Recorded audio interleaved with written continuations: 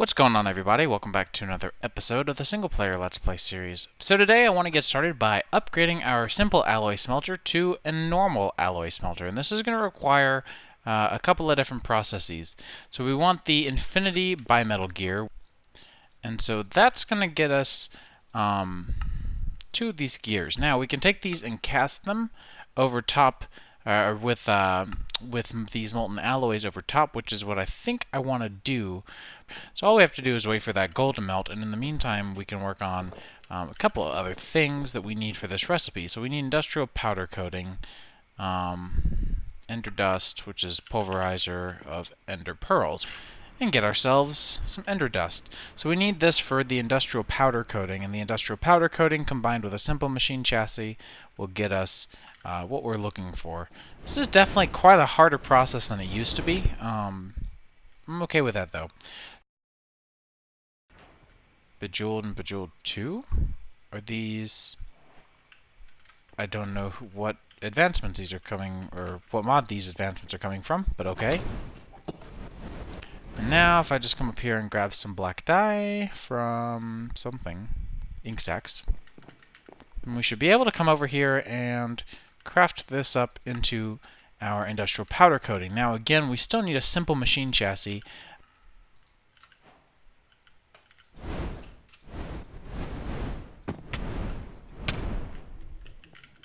What? The third S is silent. That's funny. Alright, and those two together will yield us a normal machine frame. So this is the industrial machine chassis, and again, we just needed a cauldron, industrial machine chassis, and the bimetal gears. So, yeah. I'm getting a whole bunch of achievements for stuff that I don't know. I also got that for some reason. Okay. And that'll get us the cauldron we needed, and if we hop downstairs, I'm pretty sure, I say completely uncertain, that we have the right amount of energetic alloy. But I don't actually know. It's kind of, they've got an odd ratio here.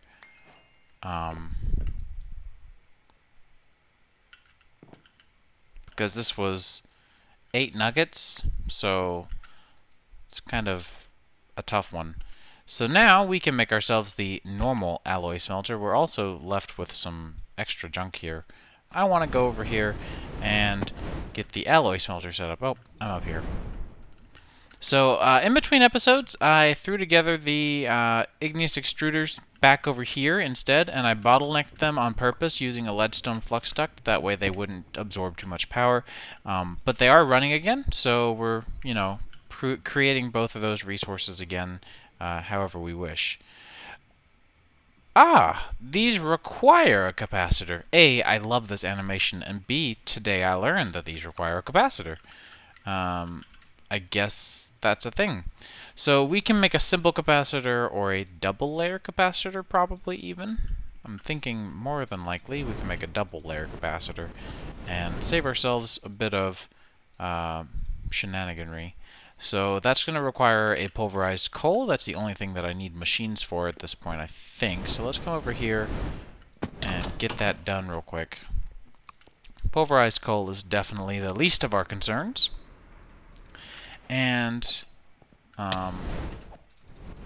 if we run over here into our alloy setup, we should have a full ingot's worth. Yay, I can do math.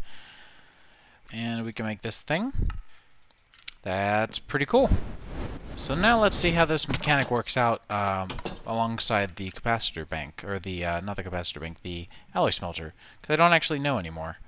I think that's just now the new determinant for how much energy this can store and use, but that's pretty neat. So, at this point, I kind of want to look into getting ourselves a sag mill. So the sag mill is going to be another kind of crucial step here in getting ourselves what we need. So we should have everything that we need to craft ourselves this other industrial powder coating. We also need to make the simple machine chassis. And now we're also going to need those bimetal gears. Alright, so that's those two. And now we need some flint and 2 pieces of iron. So we'll go ahead and craft up that piston. Oh, see, this is so much faster than the simple one. That's going to be a nice upgrade to have around. Grab this guy. I feel like I didn't grab enough stuff, but I did. Cool. So there we go, sag mill, and once again we need a capacitor. Boom. Double layer capacitor, allowing for, once again, some energy. So this guy isn't much different from a pulverizer, except it does have a few recipes that are unique to it that we don't get from the others. But again, my focus is actually on sand. So here's the thing, if we come over here and we grabbed some sand, we have quite a bit of it after all. There's actually quite a few things we can do with our sand and sandstone now, because our sandstone can finally be used either pulverized or sag milled into a bunch of different stuff. So we'll grab some of the sandstone and some of the sand. I'll show you what'll happen. So interestingly enough, if you come over here and toss in some sand, it'll process it relatively quickly, and there's a 50-50 chance that you will or will not get some silicone. Now silicone is really useful. There's only the one which is supposedly from Ender.io, but there's actually another one that's not loaded up currently because Applied Energistics is smart about duplicates in the OR dictionary. But essentially where I'm rambling towards is we can use this silicon to get started with Applied Energistics if we wanted to. I'm going to wait. I actually want to do a Ender.io sorting system first, but we can use this silicon for a handful of things, for crafters, photovoltaic composites, electric lights, which are really neat. You'll also use it for electrical steel and the redstone alloy ingots. Electrical steel is useful for a handful of little things here and there, including a Yeta wrench, which I do want to make eventually. Oh, there's new steel grinding balls that I did not know about. Long and short of it, it's useful for a handful of different things, and you're going to find yourself wanting it, so it's good to just kind of keep in the back of your head that you're going to want to keep this around. And of course, we get to get ourselves a handful of sand back from all of our sandstone that we've been keeping for all that time. See why I kept it? I knew we'd need it eventually. So yeah, essentially this is what I was wanting to get into for this episode, is some advanced machinery, because I want to also get into some advanced conduits. So we want to look into conduit binding, and it's actually binder composite. Binder composite. This is an item that you're going to need to make conduits with. So you'll smelt this down into conduit binder, and then conduit binder can be used to create a whole bunch of different conduits. So I'll briefly explain the different ones, and we can kind of figure out where we want to go first. So to begin with, we have travel anchors, which we've made a couple of. So this is kind of how we got into that. We just did it without technology, because you can actually bypass some of the tech stuff at first. You can make ME conduits, which are for applied energistics. These we will get into much later. Fluid conduits and pressurized fluid conduits and the ender fluid conduits are all fluid transfer. These do it slowly and don't necessarily work unless there's a lot of pressure being applied. These are much quicker, and then these are instant. That's basically the difference. Then energy, these essentially allow you to transfer different amounts of energy through them at once. So we have low, medium, and high tier. Redstone just allow you to transmit a redstone signal through them. Item conduits allow you to transmit items through them, and then you can cover all of this up with a conduit facade, which is the coolest part in my opinion. So you might notice that all of our terracotta shingles here, all of this part, is an actual solid block. It's not just a stair block, for example. And that is useful for us because we can line this entire part here with some item conduits and then cover them up with the conduit covers, which are very useful. So that's kind of the plan. So why don't we get into, I'm just going to make some of this conduit binder. It's not very difficult. It's yeah, it's not very difficult, because that's going to get us 4 stacks worth. So we can come over here and smelt all this stuff up and get going.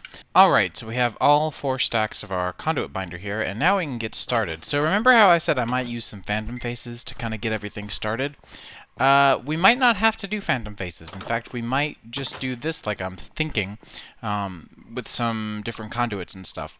So I think I'm having a hard time deciding which I want to start with, but I think I'm going to start with a sorting system for up here, and then we can move on to a sorting or some ore processing over there that's automated. So I am going to make us a very simple item, which is a Yeta wrench. Now this guy will require a stone compound gear, which is pretty straightforward, just some sticks and some stones. We can then go for the electrical steel ingot, which is just some silicon and some pulverized coal. So the Yeta wrench is nice. It's the Ender IO wrench, basically, is the easiest way to put it. But it does do a little bit more than that depending on the context, so it is definitely one of those things that we're gonna be happy to have early on, because not only will it process items for us, but it'll do a handful of other things that we'll need it to do. So what I want to get started with is some item sorting. So that's going to require, I'm gonna say about 8 ender pearls worth of... We're going to go a little bit above and beyond, I know. In fact, yeah, why don't we just do like maybe 4? It doesn't really take all that much to make. But we're going to make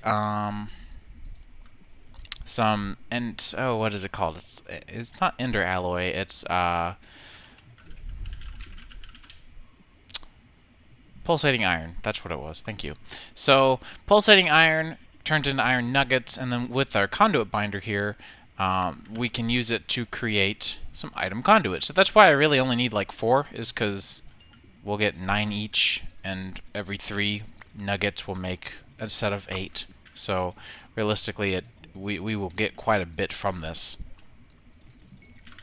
But we're also going to need a bunch of filters and stuff, so it'll be important to have this around for some of the other things that we need.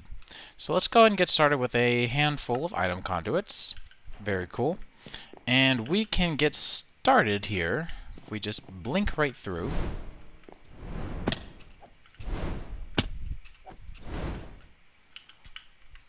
Our storage is right behind here, right? So, if we get everything set up over here,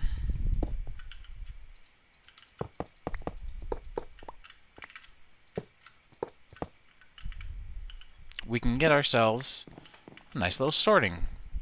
So we're going to leave our sorting input here. That way we are good to go as far as certain aspects of the interior design go. So that way if we need to expand our storage a little bit, we can. And so behind each one of these things, we're going to have our connections here. So if we shift left click on the conduit here, we can actually see the GUI for it, and if we right click, we can disconnect and reconnect certain points. So we'll shift left click, and this will allow us to see insert or extract. So this is nice. This is a new user interface that I really approve of. So we can choose either insert and extract, or neither insert nor extract, which means it'll completely disconnect. If you do that, just right click on the face that you meant for it to. And you can also right click on these guys to actually on the actual joint of the connection here. You see how it says how it has the 2 arrows. If you want to configure it separately, but this is particularly nice because you can insert or extract like this. You can set priorities and the channels without having to do the old toggle style. So that's pretty nice.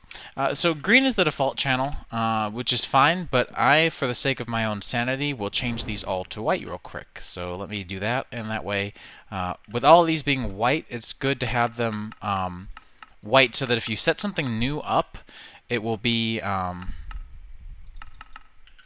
if you set something new up on the network, it'll default to green, which is nothing you're using. So that'll be nice to have no concerns over what's going where.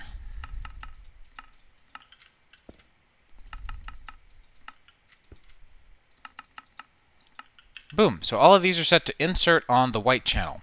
We'll worry about covering all this stuff up later. That's not what I'm worried about yet. We want filters, right? So there's a few different filters that we can look into. Basic item filters just have a whitelist blacklist system. Advanced item filters have a whitelist blacklist system with metadata and some other things associated. Limited item filters restrict the quantity. I don't know what the big item filters do. We can see filters even more items. Okay. And the advanced big item filter does even more items with advanced configuration like NBT. Existing item filter is useful. This is the one we'll probably end up using. This will literally say anything that's currently in the inventory, keep it there. Mod item filter is another one we'll probably end up using. That one's useful for saying, here's a mod, I want only things that come from this mod here. There seem to be some really neat redstone filters now, which I did not know about. There's the species filter for bees, and there's a fluid filter for the fluid conduits. So we're going to want probably about one or two of these mod item filters, and then a handful, a whole lot of the existing item filters. So let me get those crafted up real quick, and these are not very complicated recipes, nothing that we are really unaware of except for this thing. So that's going to be a problem. We want to get started with a slice and splice. So why don't we look at that?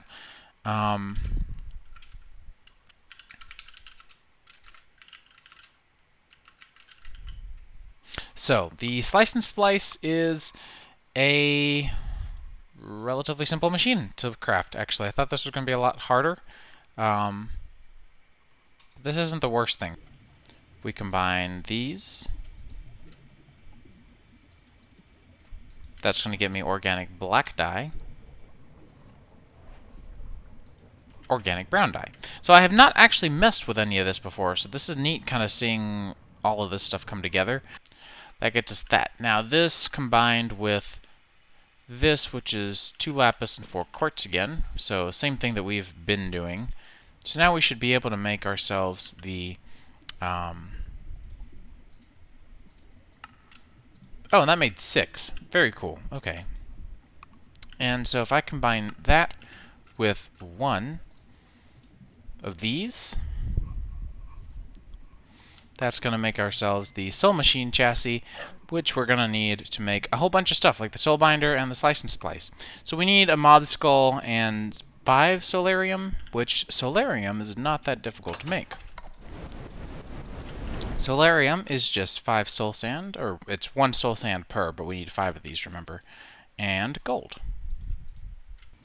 And there we go. The last thing we need is an axe and shears.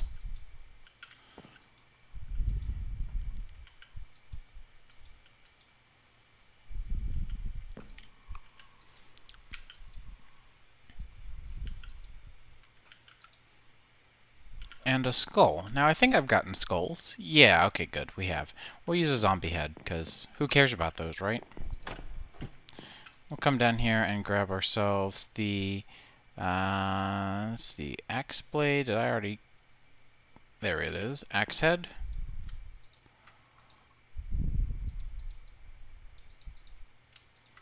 So we'll call iron axe head, shears...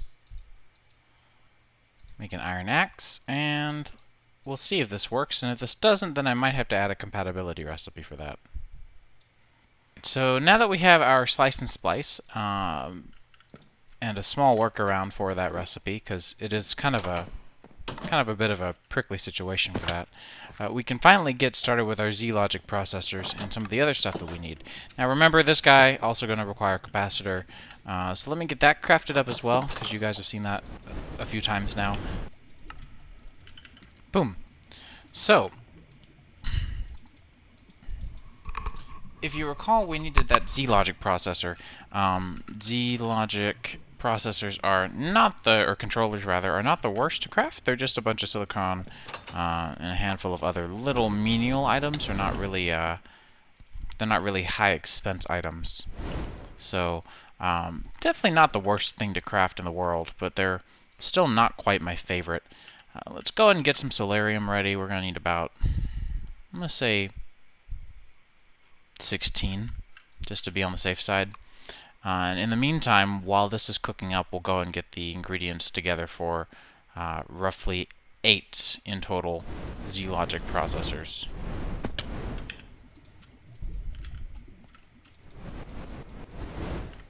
You know, I just realized, I wonder if that soul sand tried to cook in anything. I don't think it did. Nope. Good. There used to be a recipe for soul sand into something, but I don't remember what it was.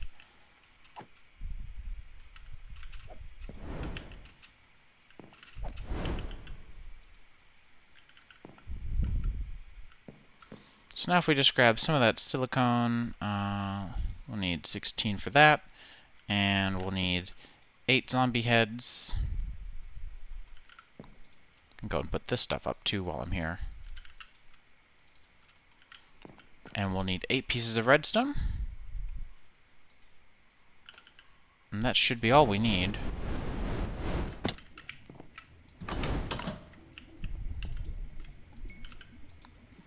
And this guy's super smart about shift-clicking items into it, but I also forgot that we need an axe, and we need a pair of shears.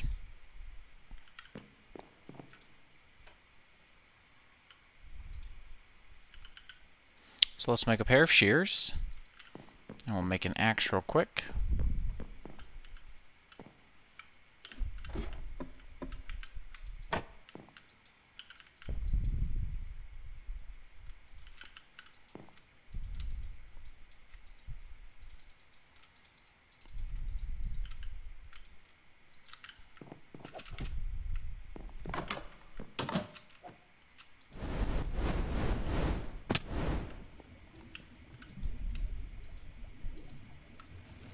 And now we're good to go.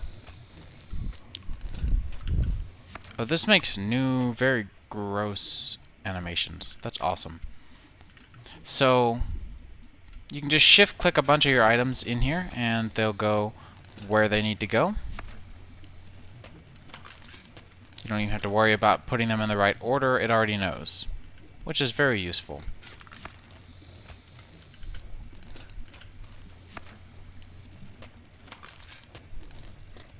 This thing is pretty quick about crafting with this double layer capacitor.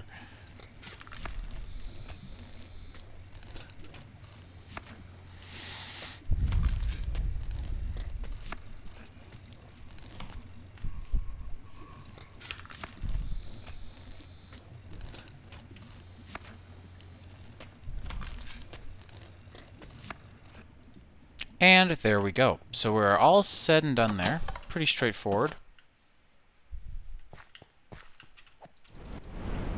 And now, if we take our Z-Logic controller, we can make these advanced item filters.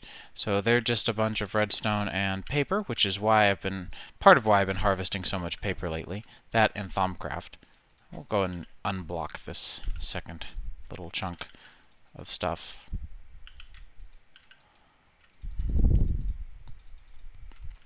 So we want advanced item filters. Boom. So advanced item filters are completely awesome by themselves, but the existing item filter is even better. So why don't we look into that? We want, thinking 1, 2, 3, 4, 5, 6, 7 of those. So if we want 7 of those, then we'll want 7 comparators, which means we need to go get some stone from our generator over here.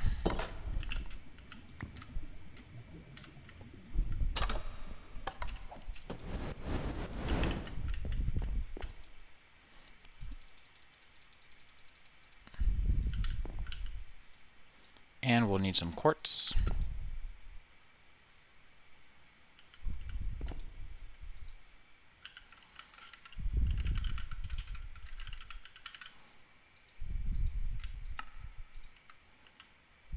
And there we go. Oh, we're short on redstone.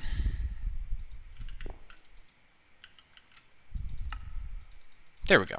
So, this guy's pretty cool. If we just blink outside here real quick and grab our Yeta wrench, if we put this into each one of these, and we can go through here later and figure out what we want to do. And in fact, come to think of it, this guy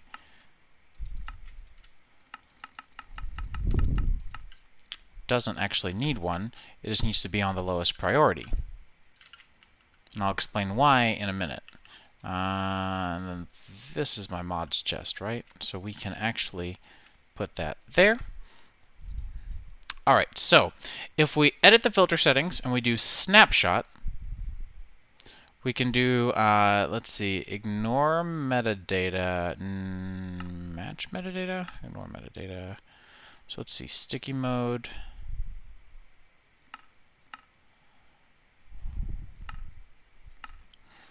So we can see the current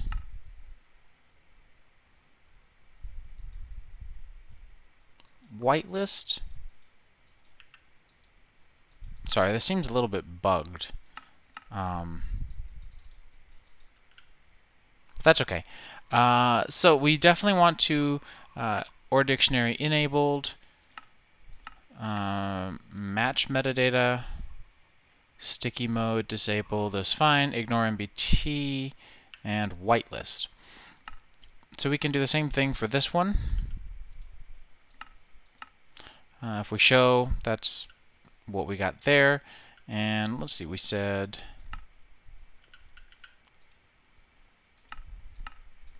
those two. Snapshot or dictionary match meta. Snapshot. We'll ignore meta for this, but we will do or dictionary because this is my building blocks chest, I think, or my junk chest, which means for the building blocks chest we should also ignore meta. And this is the mod item, so we'll need a mod filter chest for that. Snapshot, match meta or dictionary. Snapshot, match meta or dictionary, and that should be good. So at this point, all of these guys, if we look at their snapshots, they all are storing something. I might have to actually go through and re-snapshot some of these to make sure that everything is working with them.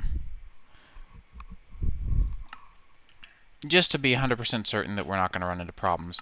Now, I don't know how accurate this is. You see how there's some run over here, and like there's some invisible items. I don't know how accurate this is. We'll figure out in just a minute. So what we can do is if we grab a chest, put it over here, and if we do extract on the white channel, always active, round robin, self-feed disabled, white channel, and we say, so let's come over here and see. We only have exactly 4 stacks of redstone. So if I toss some redstone in here, it's going to go away 4 at a time, and it's going to go where exactly? Probably into here, because it was the first one that was unfiltered, which makes sense. So let's get that mod item filter. The mod item filter was pretty straightforward. It was just some paper and this. Let's see, that, and 1, 2, 3, 4, or 5. So we want another Yeta wrench.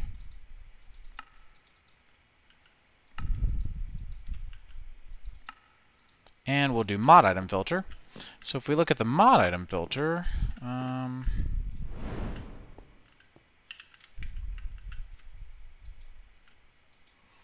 mod item filter settings are pretty straightforward. We can choose 3 mods whose items we want to go in here. So we have Ender IO. We can also, of course, add more in the future if we decide we need that. We definitely have immersive engineering stuff in bulk. And what's another mod that we definitely have a decent bit of stuff in? We could say thermal expansion. So basically all you have to do is pick out a mod whose stuff you have a decent bit of, and you can just put the item in and it'll say okay, and you can start putting stuff away in there. So that leaves us with all of these with a filter, except for this guy. So this guy's -10. So basically if it can't find anything anywhere else, then it'll put it in this chest. But that's like the least likely case. So if we put the redstone in now, it should end up over here. Very cool. What if I take out all of this iron and then like these things?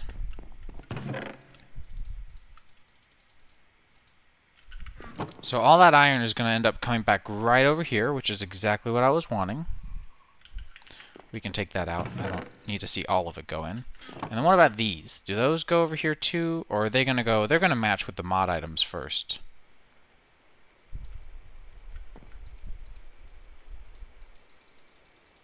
Which makes sense, I guess. And then this guy matched neither for some reason. Oh well. So let me see if I just put away the stuff that I actually need to sort, where it ends up. So this is good. That's fine.